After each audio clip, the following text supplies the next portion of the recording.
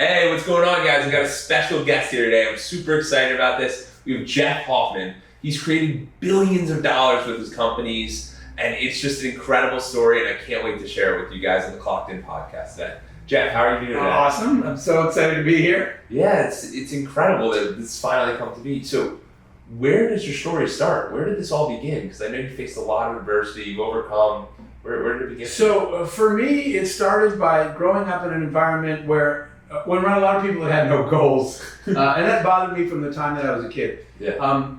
I've told this story before that I grew up in the Arizona desert, kind of in the middle of nowhere, with a single mom who had 3 jobs and 4 kids. We were poor. We didn't care because my mom didn't focus on that. But what I did care about was a lot of people that was around were okay with that. Yeah. Right? Like, I'm good. I said, what's your big dream? No, I'm good. Yeah. And that was bothering me, that people didn't want more out of life. And a moment that hit me as a kid was my neighbor. I was 10. Yeah. My neighbor got a poster in his room, and I went over to his house, and all my friends were there, and they were all excited about a poster.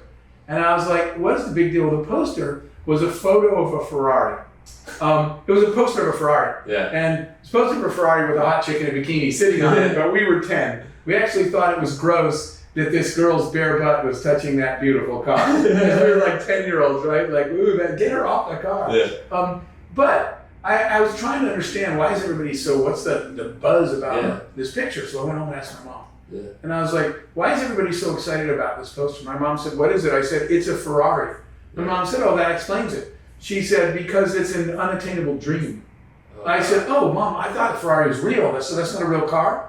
My mom says, it is a real car. And I said, then why is it unattainable? And she said, because neither you nor anybody you know, or probably anybody you ever meet, will ever have a car like that. And I was like, whoa, wait, why? And I remember thinking, asking her, why is that? And then she said, son, that's 0.01% of the population or whatever. It's a $750,000 car at the time, whatever. Yeah. And I said, okay, Mom, but someone drives that car. Those are real. Yes. She said, yes, just not you. And not anyone you know. And I said, okay, wait, Mom, but someone drives. She's like, son, drop it, right? And I was like, I go to school the next day. Now I'm really curious. And I'm asking my friends, I'm telling them. So one day when I grow up, I'm going to buy a Ferrari. And everybody laughs. I was like, why is that funny? And they're like, dude, none of us are ever going to drive a Ferrari. Yes. And they said, have you ever even, you know what I thought when they said that? I was like, not with that attitude. You're not. You already ruled yourself out. Absolutely. And they said, have you ever even seen one? I said, I didn't even know they were real a day ago, right? Yeah. So obviously I've never seen one. And they're like, never going to happen. Yeah. So that's what started me thinking as a kid. Why don't people have bigger dreams? Why do they just accept? Why do they cancel themselves on day one? Because everyone around them says it's unachievable. So from childhood, I was like, I want to pursue big goals. I don't even care about cars or Ferraris. That wasn't the point. What I cared about was not being told no. I don't even want the freaking car. I just want to be able to buy it so that people can't tell me I can't. But that's the mindset I had when I was a kid, that you should be able to determine, no one should put a ceiling over you. You should be able to determine what you're capable of doing. So I always set crazy big goals that everybody called my stupid dreams all the time. But I was like, I'm at least giving myself a chance. I might not ever drive that car, but I'm going to try for it. The rest of you have already given up before you start. And that's the best part about this, is because so many times we don't even give ourselves a chance. Like, we're not even trying. And I love the fact that you're like, I'm going to do this. And I don't care, because a majority of children nowadays are just told no so many times to go. And it's just like, what can they do? What can you accomplish? You can only accomplish what your parents believe is possible? I don't think that's right. You're right, because there's so much focus on the no. Yes. No. Instead of so much no, how about some yes? Point me to something. You said right. Point me to something I can do. And that's kind of not the world around us most of the time. And so I knew that even when I was young, I had this belief that there was something way worse than failing. Yeah. Like I went and bought that poster myself. I had the car, and I did the research, and I'm finding out what it costs, and I'm like, okay, there's something that's written on my wall in my office. I write all these things that kind of move me. One of the things I wrote down, because I've been saying it my whole life, is improbable, yes, impossible, no. And that's one of my mottos. It is highly improbable that I'm ever going to drive a $1 million car, but it's not impossible. Yeah. And so the difference between improbable and possible is that improbable says your odds of failing are high. I get that. But the thing that's worse than failing is trying to live with never trying. Yes. So when I started the film company, right, when I decided to make a movie, I knew that the odds were extremely low. That you're a random person starting a movie company, your movie's never going to be in the theater near me on Friday night, at the mall. I get that. But the thing that's worse than trying and failing is for the rest of your life, every time you go to a movie, you're going to wonder if it could have been you. So when you try and you fail, you're over it. It's out of your suit. You say, well, it was not meant to be. Yeah. If you never try, you'll spend your whole life saying, I wonder if I could have ever driven that car. I wonder if I could have ever made a movie. Just take the shot. Yeah. Either way, you're over it instead of thinking about it the rest of your life. That was kind of my mindset. That's so big because there's so many of us that are like, I need to get this job and get this promotion, blah, blah, blah, blah. And it's nonsense. It's all nonsense. And I tell my group with that, with Edwards Consulting, because we talk about mental health, physical health, community service, philanthropy, spirituality, and relationships. And I'm like, guys, there is so much more outside of life that is not the work, that is these other ideas that, like, you have to realize anything is possible. Anything is. And I love that you cover those 5 areas because blending them together is the ultimate success, right? Success isn't just, and I tell people this all the time, I have billionaire friends that are miserable. And I have friends with no money that are the happiest people I know. I have really famous friends who are miserable, and I have people that are absolutely not famous that are happy. So clearly, just because you made money, all that did was fill one of those gaps in your life. Absolutely. But true success or true happiness is trying to, what you said, cover all those bases. So you're right, it's much bigger than just your job. Your job and your career take a large percentage of your time, but part of that is because you let them. Yes. Right? If you try to find a way to weave those things together, my example of that was all I ever really wanted to do was see the world and get out of my little desert town and meet people that didn't look like me. So guess what? I started travel companies because I wanted to travel. Yeah. So instead of saying my job's in this silo or this bucket over here, and my passions are over here, and my philanthropic goals are someday, try to weave all that stuff together. And it's doable instead of believing that it's not. And it makes so much more sense because it's how do we make this work together? Like, it was funny because you have the idea of the golden triangle, and I was doing research, and it said reach out to people, the 10 people, and ask them what they think you're best at. Yep. And I actually did that last night. Oh, you did? I did that last night. How did you find out? And it was interesting because I started doing, some people were like communicator, some people were relationship management, some people said my brain power, my persistence, some people said follow up, some people said never give up. That's interesting. Wow. Yeah, so they said all of these things, and I started to sit there, and I'm like, oh, interesting. Is that because they watch these podcast clips, and that's what they think top of mind? I don't know. That's interesting. Because I was going through this, because I'm like, wow, like this is like my friends, I asked my parents, I asked people that I work with, I asked other colleagues, I asked people who, and it was interesting, because people who did see me in social media, they said one thing. People who did, they said another thing. So then people who were like, it was just very interesting what was top of mind to certain individuals. That's a great process, but it's a triangulation, right? You keep narrowing down till you find the one or two, the smaller number of things that you're really, really good at. To focus on. Well, it takes a while to do that. It takes time. I never even thought about this because the list was so long, and when I started grabbing everybody, like, one person sent me 12 things. And I'm like, this is too much. What am I best at? Like, tell me the best one. Yeah, the exercise is supposed to be the one most important, right? The one most powerful thing about it. They're only supposed to give you one answer. Absolutely. But I mean, it was such an interesting component because it allowed me to see from another perspective what people thought about. That's why I ask people to go ask 10 people or more to tell you what they see. Yeah. Because we don't do that usually. We wonder what they see. We even stress about what other people think about us, but we don't usually say, can you just tell me this? Straight up ask, because that feedback. But in terms of finding what your superpower is, it grows as you grow, and it changes as well. I actually started out in the tech space as a tech person because I thought I was pretty good at it. Then I hired some rock stars who asked me, literally, we were all writing code. That's my degree.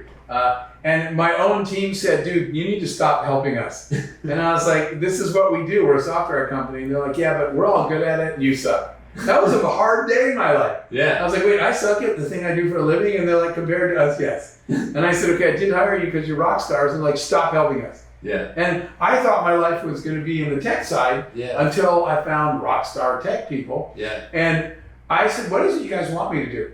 Right? And they said, the product's almost done. This is the kiosks that we put in the check-in kiosks in the airports. And they're like, the product's almost done and no one here knows marketing. Figure that out. So it turned out that my strength was in organizing and presenting ideas, you could call that marketing, and taking complex concepts and presenting them in a really simple way that people can understand. Yeah. But then that evolved. Later, the reason I got into kind of the speaking side, because later I discovered that actually the people management part, right? I did the marketing, but I was really good at, so your skills change as you change and grow and your interests change. But at any point, focus on the thing you're really, really good at, because that's what's gonna take you where you want to go. And that's so important, because I was actually talking with a group about this literally on Monday, how it's not about the job you have, but it's the skill that you have.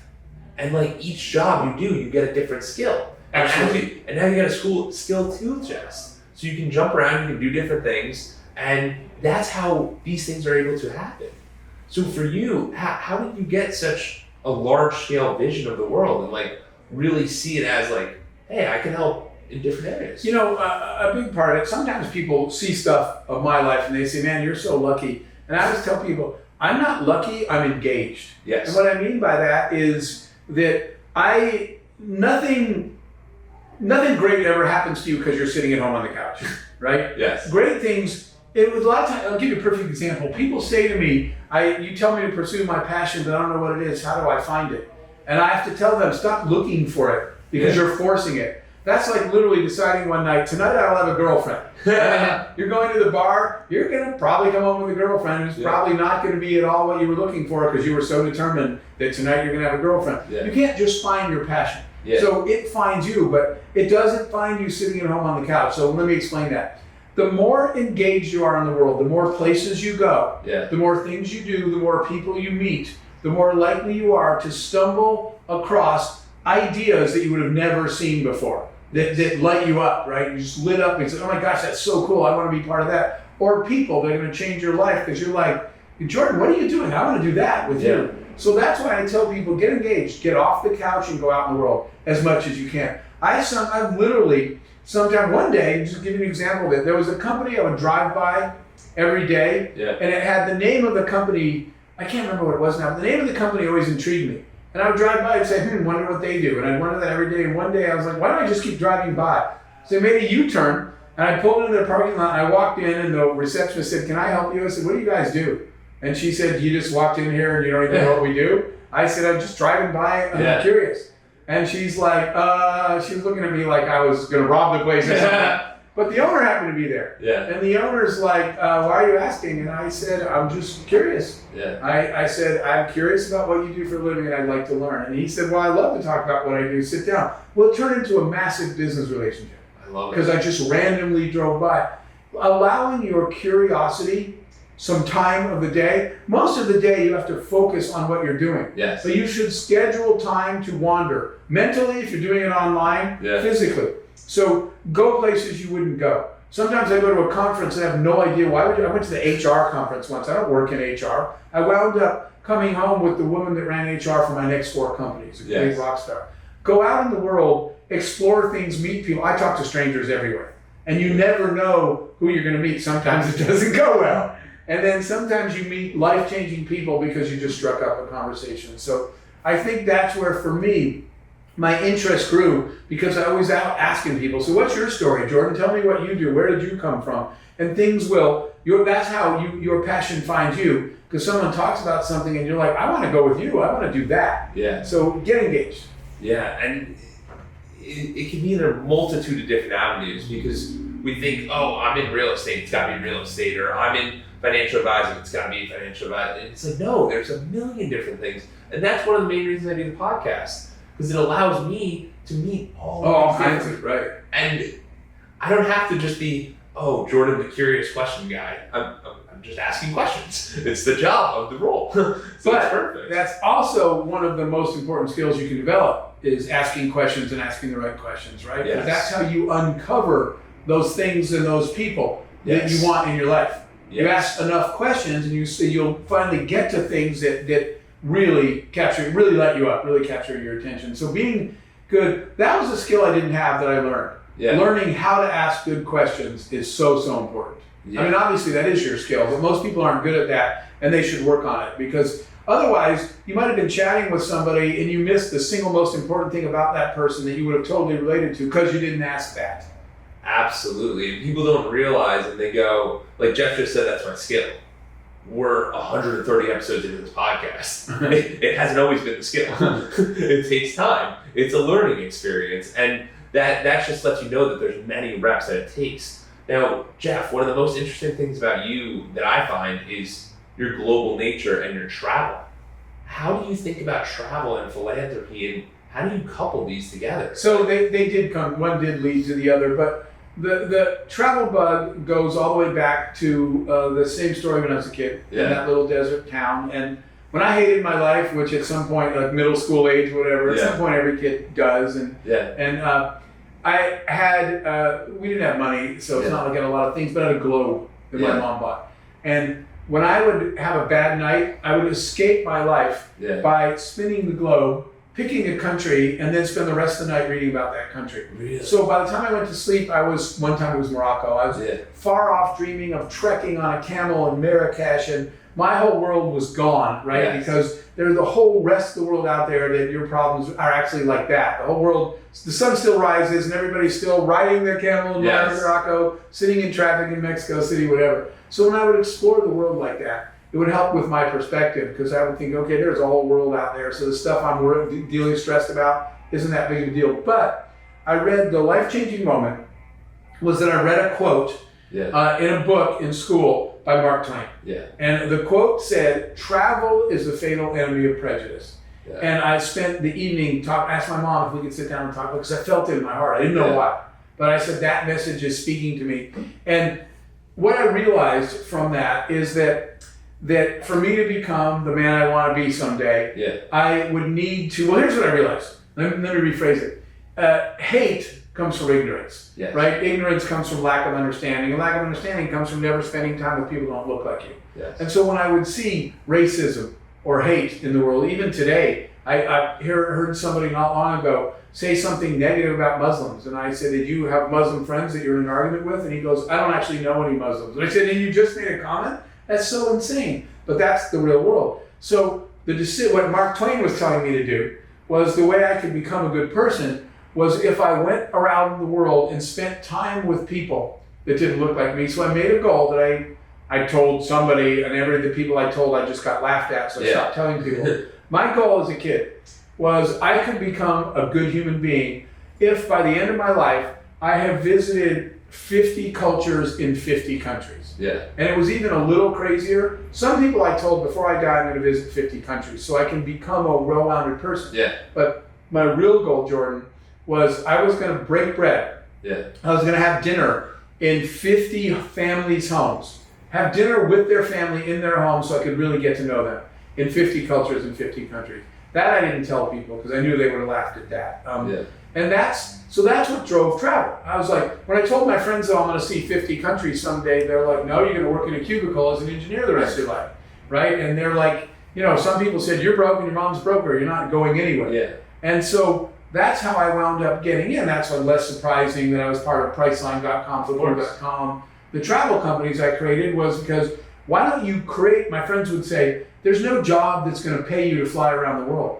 And I was like, you're right, so I'll just make one, right? So my first startup ever was I created those kiosks that you use now when you go to an airport and you check in a kiosk. That was my first invention. Guess what my job was? My job was to fly to a different country every week to sell kiosks and install them. So I created my reality. I want to go see the world. No one is going to pay me to do that. No one's going to hire me to do that. I'll just figure out a way to do it. That's the beauty of being an entrepreneur. Create the reality that you want. So I started a travel company. I was selling these kiosks all over the world, and my goal was 50 countries before I die, and I'm at 102 countries that I've been able to go have dinner with some family. That's the fun part, talking some family into letting you come to their house and spend the day with them, but it's so cool. Well, I was going to say, because you got me sitting here and I'm pondering this, and whenever people talk about stuff, you always think about it in your perspective. And I was like, wow, 50 countries. I'm like, I've done 25 countries. Because I think travel is super important. It expands the mind, you get thinking about different ways. But then when I started thinking about the dinners, you're like, okay, let's really think about this. I was in Israel on birthright. They forced us to have dinner on Shabbat. Of course, right? Okay. So that's a good one. US, obviously. And then when I was in Peru, I was on the Inca Trail, and did you do the whole 4-day? Yes. Okay. I was just there, but I didn't. It's a lot. It's a lot. I was watching the people while I was driving by them. I was like, I don't think I can do that. It was a lot, but I mean, this was 2 years ago. Okay. It's our buddy, like one of my roommates. He was like, Jordan, we got to do the Inca Trail, and I'm on this like working out kick because I literally did the Inca Trail in August. And then in November, I ran the New York City Marathon with me and my brother. We raised a bunch of money. Because I realized that if you stack these experiences, so it's not like me walking the Inca Trail by myself. It's me walking with my 4 friends. So now I grow a connection with them. And then I really got to know the tour guide, Penny. He was awesome. So we did a podcast in a tent. So you are breaking bread with people in where they live. But what I was going to say is out of 25 countries, I have maybe 5 where we were breaking bread. So it changes the experience because you're with a family in their home. You're not in a tourist version. Yes. There's no politicians. A lot of the countries I go to, I wind up having meetings with presidents and prime ministers and even kings and queens sometimes. Yeah. And while that's interesting, or if they take me to the tourist spots, what I want is to see how do people really live? What do they really like? What do they believe in? You know, the lesson is repeated over and over again across 100 countries. Our nonprofit, Global Entrepreneurship Network that I'm chairman of, we do business in 200 countries. So I have relationships in 200 countries. We're all the same. Everybody's just trying to do the best they can, raise their family, take care of their people, do the right thing. Governments, politics, sometimes that's what messes it all up. But the truth is, we're all the same.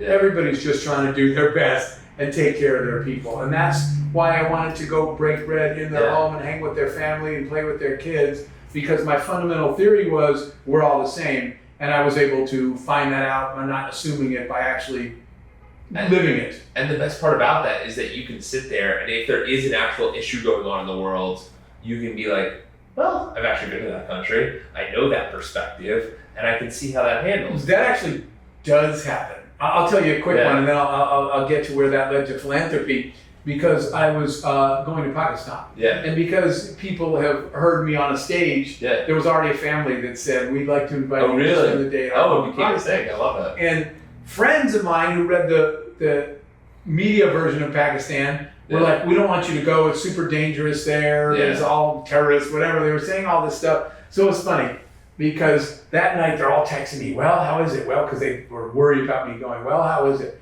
And I said, I don't really know. Everybody's just sitting around the table nervously with one hand on their gun. And my friends are like, really? I said, no, I'm on the floor playing with their kids. We're all laughing. We're having a great time. We'll be friends for life. I was like, people get the media and the political version of places. If you think about that now, the average Russian citizen does not, in fact, support what their own president is doing. Absolutely. Right? They didn't want to go attack. They have friends and family in Ukraine. So the view that we get of the world is not the real one. But you asked me about the philanthropy piece. And it led to it because I'm very blessed, right? I was blessed enough to get to do that. And when I was having all these experiences, when we started the music company, the company was successful. We did tours, but we later won a Grammy. And I got to stand on a Grammy red carpet and win a Grammy. And we won 2 Emmys in television. And so one day I was sitting and thinking, I have way more than my fair share of blessings. Now, granted, I worked really hard and put myself in a position to have those things, but still, I'm very lucky and very blessed. So I realized that I want everybody to have a chance to live whatever their version of a blessing is, right? And so that's where the philanthropy, I finally actually quit. I made a commitment to giving back by saying, the way I got here was entrepreneurship. I started my own companies, I built my own jobs, I created my own reality. That's a skill set and a mindset, just happens to be called entrepreneurship. So my commitment, my give back was, as thanks for everything I've received, I will spend the second half of my life teaching as many people as I can, helping them have a better life. Yeah. And either in my youth charity, which is called World Youth Horizons, literally, we literally build homes, right? We feed people, we give them homes, we send them to school, we build schools. But as you scale, those are for children. Yeah. But as you get to adults, we teach them how to help themselves. So we do that in 200 countries now, the Global Entrepreneurship Network. So the philanthropy was me saying, I've been very blessed. I need to get other people to where they're trying to go. And you can't help everybody that you want to help, but you can teach them how to help themselves. And that's where the entrepreneurship comes in. So that's what I spend my time doing now. Either we're working with children in our youth charity, or we're working with adults and teaching them how to help themselves by creating businesses so they can take care of the people they care about where they are. Yeah, because it's just so amazing. And I know you have countless examples, but I've heard about the Jam Lady. Oh, you have? Okay, that was one of my all-time favorites. Because it's not just like Jeff has these stories and we hear about these things and it's like, well, what does that even mean? This example is a perfect example. So at the time, that was Obama time. Yeah. And Obama had I don't do politics, right? I'm focused on entrepreneurship, but Obama had an office of entrepreneurship. So the White House asked me to advise him on entrepreneurship. So one of the things that he asked me to do was to go to Egypt post-revolution. So now people in Egypt had not been free to do their own thing, right? Because they were living under the dictator. He was ran out, the revolution happened, and now if you're an Egyptian, you're actually allowed to start a business. Yeah. And so now Egypt needs to be rebuilt. Yeah. So Obama said to me, would you go over there and teach them entrepreneurship? So that's what I was doing. So you have all these Egyptians in the room that are ground zero. They're adults, but they're at ground zero. They've never been free before to do their thing. And they care about their country. They care about the people around them. So a bunch of women came to see me from basically the village. And people didn't live well. And they didn't have much. And they didn't even live paycheck to paycheck because they didn't have paycheck to paycheck, right? You eat when you can and you make money when you can and you do your best. And I asked what the goal was. And their goal was to create jobs and income, stability for these people. But what was funny is they'd come to my class every day, and I was willing to buy lunch knowing they couldn't, but they all had sandwiches. Yeah. And one day I noticed, the second day, I noticed that they all had the same looking sandwich. And I said, you all eat the same thing every day for lunch? And they said, well, kind of. And I said, what are you eating? And they said, well, it's a sandwich with fresh jam. Yeah. And I said, is that an Egyptian thing? And they said, well, not really, it's a her thing. Yeah. And I said, what's the story? And they said, this woman makes homemade jams. It's her hobby. And they're so good that we'd rather walk to her house, get a sandwich from her, and carry that with us all day than bring her own lunch or get her own lunch. Yeah. Because her jam's that good. Yeah. So I turned to her, asked her name, and I couldn't pronounce her name at all. It was a complicated Egyptian name. And I said, all right, so listen, Jam Lady, right? And they're all laughing. And I just called her Jam Lady. And I said, tell me the story. And she said, it's my passion, right? Yeah. I actually grow the fruit and make jam in my house and give it out to my friends and everything. Yeah. And I was like, if all these people are walking to your house to get your jam, this is a business. So I'll cut to the chase. What happened was we taught her, the rest of the women helped, and we decided to launch the Jam Lady. Yeah. And so we turned it into a business. We did a microloan. You know what she needed for all the equipment she needed to turn her, quote, to get a kitchen, which she didn't have to bring, was the equivalent of $200 US. Oh. So we did a microloan. I gave her the $200. She created a kitchen, and she started bringing those. She couldn't pay them at first. All these other women. Yeah. We created a website called the Jam Lady. We did promotion around Cairo and said, order online and we'll deliver. Eventually that evolved to getting a motorbike so one of the women could drive around and deliver. It's a business now. Yeah. The Jam Lady is a company in Cairo, Egypt, that you can order jam from. You can go to her facility. She now has 2 full production kitchens in actual industrial type buildings. Oh, wow. But she generated revenue selling the jam. So that's what we did with the master class. But the point of it is, by the next time I came back there, she had her first facility. Yeah. She was working on financing for the second. There were willing people to back her because they could see how good her sales were. She was making money and she was hiring. All those women had jobs now, plus another probably 30 women. That's why I tell people I would like to rename entrepreneurship to self-determination. Entrepreneurship is the ability for you to design your own future. Yeah. And that's why that's kind of what drove our philanthropy work, because that's how the model works. We teach a woman like that, she hires everybody else. And if that story doesn't light you up, because the coolest thing about that is that there's probably people listening right now who are doing the same thing. They're like, oh, I'm delivering food, or I'm doing some activity, or I have these bracelets. And it doesn't have to be this big thing, but it's something you enjoy. Yes. So why not share that joy with the rest of the world? You're passionate about it, which means you're probably good at it, and there is a market for it. Yeah. And that way, what you and I said earlier in this discussion, that way you can turn your passions into your business instead of having a job that you don't really like and trying to do your passion on the side. Yeah. And it just takes a little bit of time and a little bit of energy, but it takes that ability to try different things and not be brought down because I've heard you talk about it before, where it's like sometimes we're not in the right environment, and sometimes we got to get in this different environment. Like you talked about it, where it's like in the corporate America, you're like, yeah, I just didn't fit in, and then I go to entrepreneurship, and everyone's kind of like me. It's cool. Yeah. You have to find your tribe. Yeah. And a lot of times that means changing two things: the environment you're physically in, and the people you surround yourself with.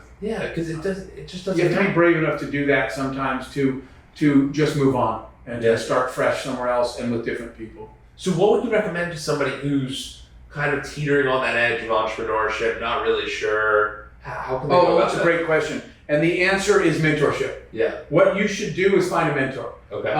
And in your community, it does not necessarily mean physically in your community anymore. Yeah. It's nice if it's there because you can have coffee or whatever. But in this day and age, you can do that. I do a lot of online mentoring all over the world. But let me just explain what I learned about mentorship. Yeah. When I was first looking for mentors, I was under the belief that I'm doing something in the airline industry, so I need somebody that works at the airport or whatever. Yeah. The definition of a mentor needs to be somebody you want to be like when you grow up. And I don't care how old you are. Yeah. You're still always growing up. Love somebody that. you want to be like. Yeah. When you pick somebody and you look at their life the way you do in your consulting business, 360, all those areas, because you talk about everything from physical to financial to faith, etc. When you look at someone and you say, I want to be like her, I want to be like him one day, that's the person you should get mentorship, not somebody just because they've been in the industry that you've been in. Yeah. But the answer to your question is find a mentor. Because one of the things the mentor will help you decide is if it's even for you. Yeah. You said someone's teetering on the edge of entrepreneurship. That might be the life-changing best decision you ever made, or it might be something that you're not a good fit for. Yeah. Find a mentor. Yeah, and it's so important to find a mentor because it's also interesting. There's a component that I learned about recently that's not every mentor might excel in all the areas. They might excel in just business. Like Jeff, fantastic business mentor, fantastic entrepreneurship mentor, and people excel in different areas. But like, I use this example because it makes sense to a lot of people. Like, I have my rabbi as my spiritual mentor. I don't go to my rabbi for business. And it's just a simple, easy one, but it makes sense because not everyone excels in every single area. Because and I can imagine where you're at, the higher and higher echelons and the higher levels, like it becomes like a nitty-gritty component of finding a mentor in a specialized area. And that's why I said tribe. Yeah. Because you need more than one person. You're exactly right. I used the word tribe earlier. You need to find your tribe. Yeah. Because one person won't, like you said, one person won't be good, won't fulfill everything you need. But if you have a tribe, you know who to go to in your group for different things. Yeah. But you got to go out and find that tribe and reach out. And you got to be honest about the people around you that are not contributing, that are negative energy. Stop hanging out with them. That's a hard decision. Stop hanging out with them. And build a tribe of the right people. How do you think about that when it's like, is this person good for me or is this person? Because I've seen, and I can imagine there's so many people coming into your lives, good, bad, you don't know. So how do you figure out that trust variable? Yeah, I think that you overlay on that, what are your goals? Yeah. Where am I trying to grow? What am I trying to do? At any moment in your life, I tend to do my life in 3 to 4, for all those years, with 3 to 4 year segments. Really? I never had a 20-year plan. You have long-term goals that went out there. The 50 countries was across my whole life. Of course, yeah. But 3 or 4 years you can focus on and set goals. You have no idea what's going to happen next, 9/11, COVID. So much changes you don't know. But during those time periods, you should set goals. I'm trying to grow in this way. Let's use an example that you have not been loyal to your faith and your spirituality is important to you. And you say, I need to focus on my faith. It could be physical. Say, I've never tended to my health and for the next few years, I need to reset myself so that I live the rest of my life as a healthy lifestyle. Yeah. When you pick whatever those goals are, lay them out, and then it's easy for you to look at the people around you and say, do they contribute to this goal or do they detract from it? Like, if you're trying to live a healthy lifestyle and you have friends that want to go out and get wasted drunk every single night and are, whatever, you might say, you know what, guys, if that's, you're free to continue doing that, but I don't want that lifestyle anymore. You have to move on. Yeah. And it's hard to make those decisions, but make them based on your goals. Are people helping you get where you're trying to go? Are you contributing to each other? And when you're not, stop. Absolutely. And sometimes it's finding people in different areas. So maybe some people might be doing that whole drinking and you might be about that or not about that, but then maybe you do like tennis with them, or you do another sport and you see them only in another context, because we find ourselves, that's what I found at least, like you just have to separate it and figure it out and work in a manner that works for everything. So Jeff, how do you think about travel and working? Because I mean, obviously you mush them all together, which is incredible, and most people dream of, I want to travel, I want to see these things, I want to go to these places. But do you ever have the issue of like I'm gone, so how do I maintain business? How do I maintain the philanthropies? How do I maintain the media? How do I maintain it all? It's hard. There's no question that it's hard. But you know what I always tell people when they frown, they cringe and say, oh, that sounds hard. Guess what? Winning is hard, right? If you're a football player, making it through a high school and then making it to college and then playing in college and making the NFL, then playing in the NFL and getting in the playoffs and winning the playoffs and winning a Super Bowl. Guess what? That whole path is super hard. Winning is just hard. So you have to be willing to have the work ethic to put the work in. That is one thing I will say. I've never, from the time I was 10 years old, knocking on doors in the 112-degree Arizona sun, asking people if I could clean out their garage for a few extra bucks. Hard work has never been a problem for me. Being willing to do the hard work that everybody, one of the things written on the wall I told you about was everybody wants to be successful just till they find out what it takes. They want your success, but they're not about to go out there. It's 112 degrees, Jeff. We can clean a garage in the winter. That's not how it works.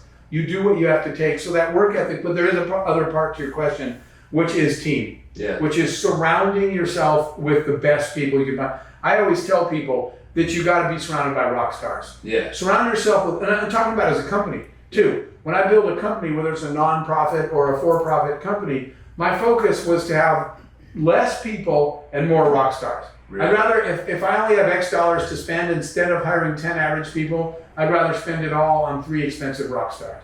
So the reason we're able to get stuff done is because we have amazing teams. At Global Entrepreneurship Network, right?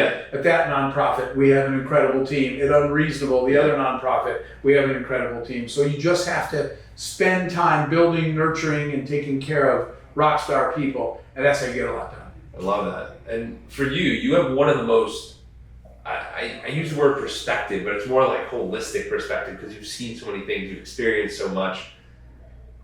What is it that you think people need to know about the world that we're not knowing? Like right now, what do you think people are struggling with? I think it's that part we were talking about before. It's that understanding at the core, we're actually all want the same thing. And people don't do that. People start, we made a recent trip to both Israel and Palestine. And there's people on my social media that will say, why were you mentoring Arabs? Or there are people who say, why were you mentoring Israelis? Just amazing to me. And in fact, if you were to come with me on the trip and listen to the core human conversations of people trying to raise their families on both sides of the West Bank or whatever, everybody's the same. No one wants what's going on there. They want just to safely and peacefully raise their family and do the best they can. So I think that's the message. The most important message I like to leave is that we actually are all the same. And if you would just drop all the fronting, right, and all the flexing, and actually listen to each other, you can find that out. But people don't. They let the social media, the media, the politics, all that influence them, and they make all these judgments before you've ever spoken a word. Absolutely. That's what the travel does. It opens the perspective, and I think it's so important to travel. Even if you find it difficult to, try to make it happen. Go on a trip, volunteer, do something. And that was a goal of building a company like Priceline. We were trying to make travel more affordable to more people. Yes, we were trying to build a profitable business. Of course. But we literally did have conversations about how cool would it be if we could bring down the cost of travel so people that didn't used to be able to afford to could travel. That was a real goal. Well, funny enough, I grew up literally with Priceline, and it's cool because you were the target. Once you start getting the trip lined up, they literally send you a whole schedule, and you're like, oh, that's cool. Yeah, you were the target when we were launching. So. And it's just incredible because you start talking about, you're like, dude, I had to call them, and I didn't know the times, and I'm like, what do you mean you didn't know the time? I'm sitting there on the internet looking at Google Flights, looking at Priceline, looking at all the different sites. You're like, it's incredible what it's come to be, and like. As one traveler to another, I thank you for that. Sure, you are most welcome. I appreciate that. And yeah, I mean, Jeff, this has been amazing. Where can people find you? I have a website, jeffhoffman.com. My email is on there, but it's just jeff@jeffhoffman.com. Yeah. Our youth charity is called worldyouthhorizons.com. And our entrepreneurship nonprofit is called Global Entrepreneurship Network, but it's GENglobal.org. So those are all the places. My Instagram is Speaker Jeff Hoffman. Yeah, I'll put that all in the show notes. Right. Jeff, thank you so much. Thanks, Jordan. Awesome. Enjoyed it very, very much. Awesome. Thank you.